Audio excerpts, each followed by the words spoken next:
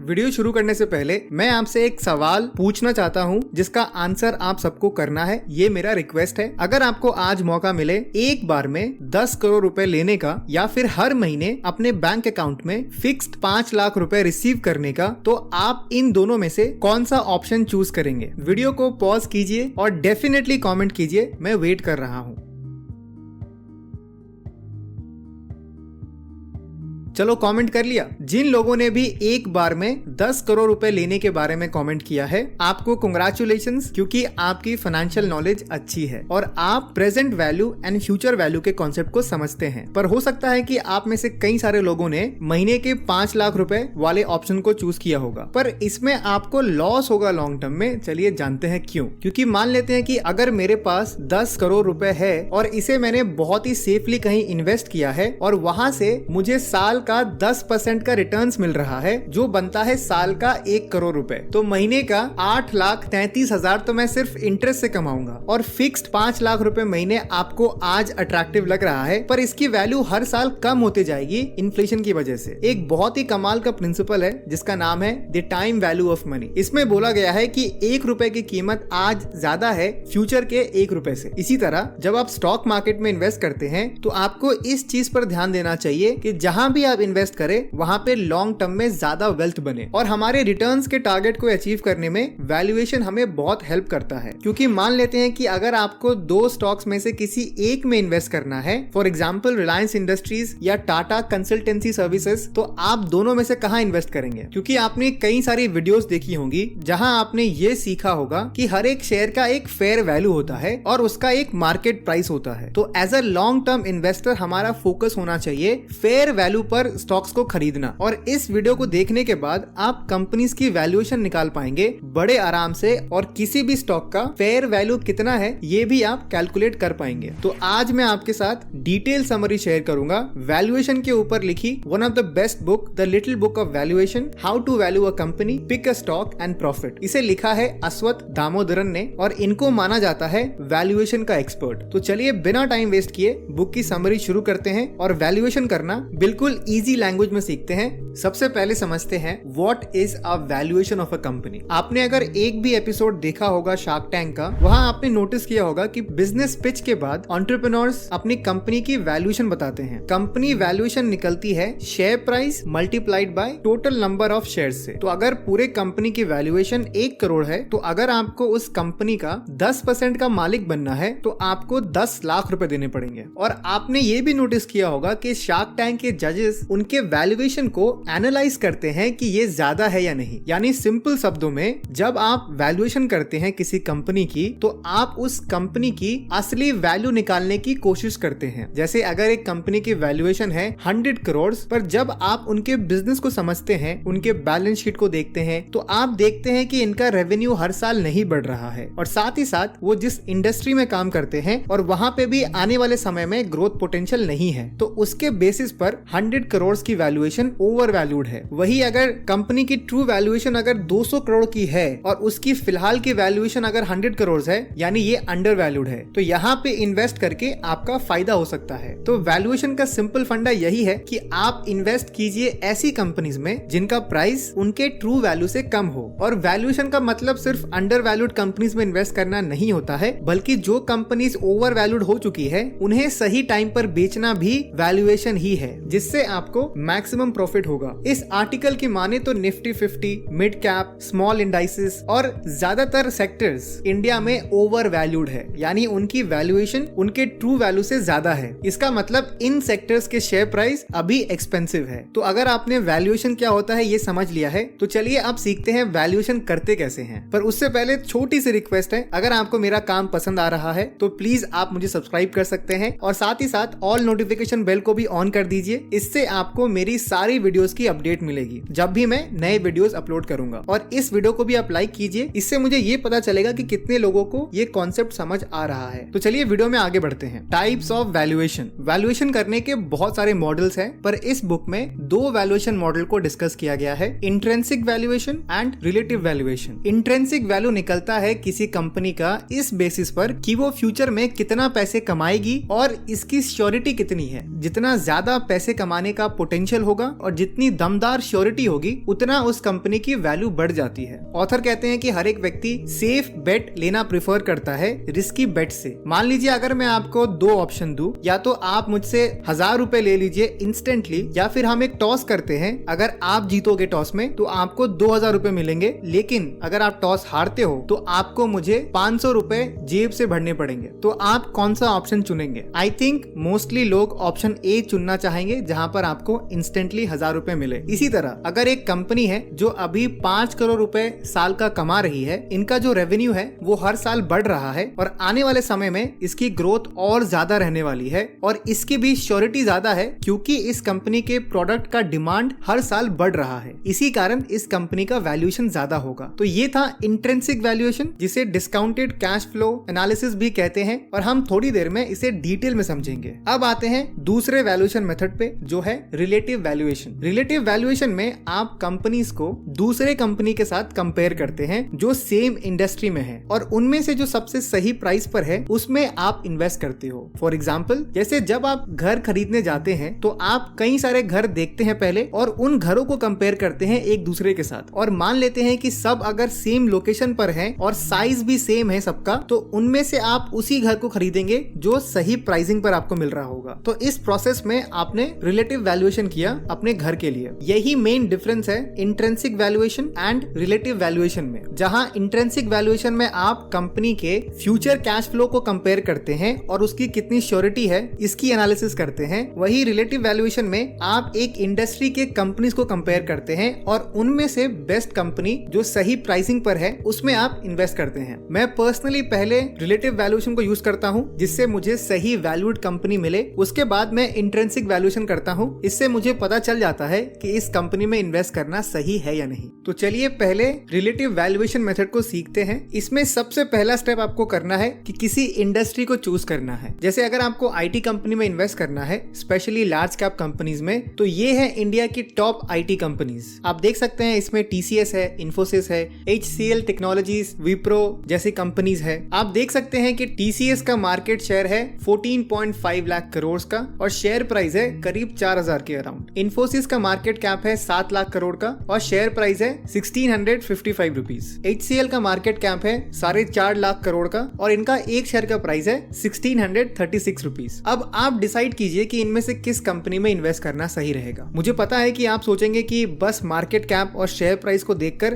Compare करना मुश्किल है, कुछ और डेटा चाहिए मुझे, क्योंकि बहुत बार ऐसा होता है कि 100 रुपीज का शेयर प्राइस ओवर वैल्यूड होता है, वही 1000 रुपए का शेयर प्राइस बिल्कुल अंडर वैल्यूड होता है। तो मैंने एक फिल्टर ऐड किया है पीई रेशियो का। पीई रेशियो का बहुत ही सिंपल मीनिंग ये है कि लोग कंपनी को कितना देने के लिए रेडी है कंपनी को 1 रुपए का प्रॉफिट कमाने के लिए। जैसे कि आप देख सकते हैं पीई रेशियो के स्टैंड पॉइंट से विप्रो में लोगों को कम देना पड़ रहा है, क्योंकि आप टीसीएस में 34 रुपीज दे रहे हैं टीसीएस के 1 रुपए के प्रॉफिट के लिए, वही आप विप्रो में 24 रुपए दे रहे हैं विप्रो के 1 रुपए के प्रॉफिट के लिए। और साथ ही साथ विप्रो का शेयर प्राइस भी सस्ता है कंपेयर टू टीसीएस के। फिर मैंने एक और फिल्टर ऐड किया है ROE का, यानी रिटर्न ऑन इक्विटी का। ये मेजर करता है कि कंपनी कितना प्रॉफिट कमाती है अपने शेयर होल्डर के इक्विटी पर। जैसे अगर एक कंपनी 10,000 रुपए प्रॉफिट कमाती है और उस कंपनी में शेयर होल्डर के 50,000 रुपए लगे हुए हैं, तो ROE निकलेगा profit divided by share holders equity, यानी 10,000 डिवाइडेड बाय 50,000 इक्वल्स टू 20% का ROE, जिसका सिंपल सा मीनिंग है कंपनी 20 रुपए का प्रॉफिट कमा रही है 100 रुपए के इन्वेस्टमेंट पर। तो आप देख सकते हैं पिछले 5 सालों में ऑन एन एवरेज टीसीएस का सबसे बढ़िया ROE रहा है 40.11 का, वही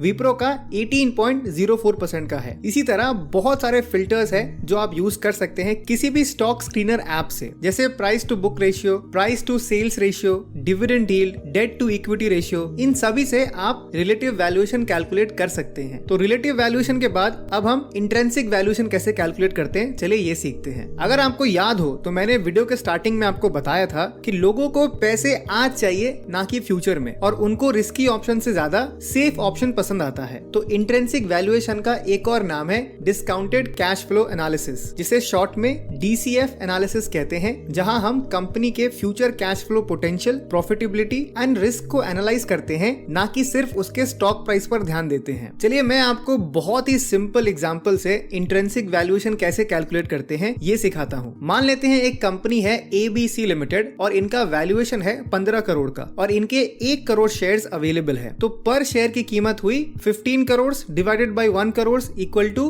15 रुपीज पर शेयर। अब हमें ये कैलकुलेट करना है कि ये जो प्राइस है अभी एक शेयर का, क्या वो ओवर वैल्यूड है या अंडर वैल्यूड है, जिसके लिए हमें कंपनी की ट्रू वैल्यूएशन निकालनी पड़ेगी, यानी इंट्रिंसिक वैल्यूएशन हमें करना पड़ेगा। तो चलिए कैलकुलेट करते हैं। तो DCF एनालिसिस का पहला स्टेप है forecasting future free cash flow. बहुत ही लॉजिकल है ये। आप अगर कहीं पर अपने पैसे इन्वेस्ट करना चाहते हैं तो आपके मन में एक एक्सपेक्टेशन होती है कि अगर मैं यहाँ 1 लाख रुपए इन्वेस्ट करूँ तो मुझे कितना मिलना चाहिए, यानी नेक्स्ट ईयर मेरे 1 लाख रुपए की वैल्यू कितनी होगी। उसी तरह किसी भी बिजनेस में इन्वेस्ट करने से पहले हमें उनका फ्री कैश फ्लो निकालना पड़ता है फ्यूचर का। चलिए सबसे पहले जानते हैं फ्री कैश फ्लो क्या होता है। आपने सुना होगा कंपनी का नेट प्रॉफिट के बारे में। नेट प्रॉफिट का फॉर्मूला है total revenue minus total expenses, यानी कंपनी का टोटल रेवेन्यू के साथ जब हम टोटल एक्सपेंसेस को माइनस करेंगे तो हमें नेट प्रॉफिट मिलता है। पर नेट प्रॉफिट का मतलब ये नहीं है कि कंपनी के पास इतने पैसे हैं अभी, क्योंकि हो सकता है कि बहुत सारे पेमेंट इस साल ना आए या फिर नेक्स्ट ईयर आएंगे या बहुत सारे पेमेंट्स आएंगे ही नहीं। इसीलिए DCF में फ्री कैश फ्लो को यूज किया जाता है, क्योंकि इसमें एग्जैक्ट पैसे कंपनी के पास कितने हैं वो हम कैलकुलेट कर पाते हैं। इसका फॉर्मूला बहुत ही सिंपल है। Free cash flow equals to operating cash flow minus capital expenditure, यानी जो पैसे ऑपरेटिंग कैश फ्लो से आ रहे हैं उससे अगर हम माइनस करते हैं कैपिटल एक्सपेंडिचर तो हमारे पास फ्री कैश फ्लो होता है। एग्जाम्पल, एक सीमेंट फैक्ट्री है, उसने साल में 100 करोड़ का प्रॉफिट कमाया है और उसने अपने फैक्ट्री की मेंटेनेंस के लिए या अपने मशीनरीज को ठीक करने के लिए और भी 20 करोड़ रुपए लग गए हैं। तो अब इस सीमेंट फैक्ट्री के पास 80 करोड़ का फ्री कैश फ्लो है। अब company in free cash flow को यूज करेगी कई सारी चीजों के लिए। कंपनी चाहे तो कुछ डिविडेंड दे सकती है अपने शेयर होल्डर के साथ, या शेयर बायबैक कर सकती है, बिजनेस को एक्वायर कर सकती है, या अपने बिजनेस में ही री इन्वेस्ट कर सकती है और ग्रोथ के लिए। तो जिन कंपनी के पास ज्यादा फ्री कैश फ्लो होता है उनकी वैल्यूएशन भी ज्यादा होती है, और जिनके पास कम फ्री कैश फ्लो होता है उनकी वैल्यूएशन भी कम होती है। तो पहला स्टेप है DCF एनालिसिस का, या कहे इंट्रिंसिक वैल्यूएशन निकालने का, कि हमें उस कंपनी का फ्यूचर का फ्री कैश फ्लो को एस्टिमेट करना होगा। कितने सालों के लिए एस्टिमेट करना है ये डिपेंड करता है कि बिजनेस अभी किस फेज में है। अगर मान लेते हैं कि बिजनेस अभी नेक्स्ट 5 सालों के लिए हाई ग्रोथ फेज में रहने वाला है तो आपको नेक्स्ट 5 साल का फ्री कैश फ्लो एस्टिमेट करना होगा। तो चलिए ABC लिमिटेड का 5 साल का फ्री कैश फ्लो कैलकुलेट करते हैं, और हमने अज्यूम किया है कि फ्री कैश फ्लो हर साल 15% से बढ़ रहा है। तो आप देख सकते हैं 2025 में ABC लिमिटेड का फ्री कैश फ्लो है 1 करोड़ का, 2026 में है 1 करोड़ 15 लाख का, 2027 में है 1 करोड़ 32 लाख का, 2028 में है 1 करोड़ 52 लाख का, और 2029 में है 1 करोड़ 75 लाख का। तो ये था स्टेप नंबर 1। दूसरा स्टेप है कैलकुलेटिंग डिस्काउंट रेट। अब ये बहुत ही इंटरेस्टिंग कॉन्सेप्ट है। मान लीजिए आपके पास अभी 100 रुपए हैं और अगर आप इसे बैंक अकाउंट में रखते हैं तो आपको ऑन एन एवरेज 3% का इंटरेस्ट मिलेगा, यानी अगले साल आपके 100 रुपए 103 रुपए हो गए होंगे, जिसका सिंपल सा मतलब है कि अगले साल कोई अगर आपको 103 रुपए देता है